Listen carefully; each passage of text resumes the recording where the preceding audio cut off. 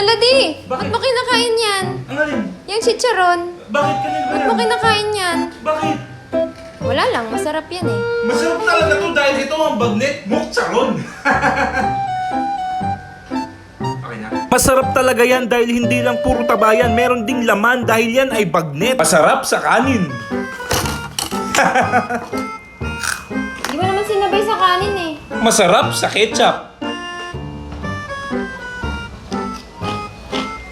Masarap sa suka.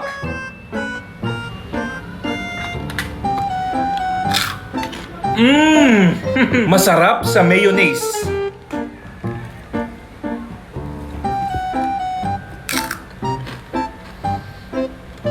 Masarap sa mayonnaise. Pwede mo rin gawing chichalog.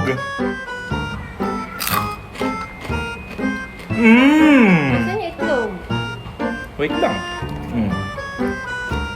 Di lang basta chicharon yan, pero masarap talaga siya mga kamuk at yan ang small business ni Commander.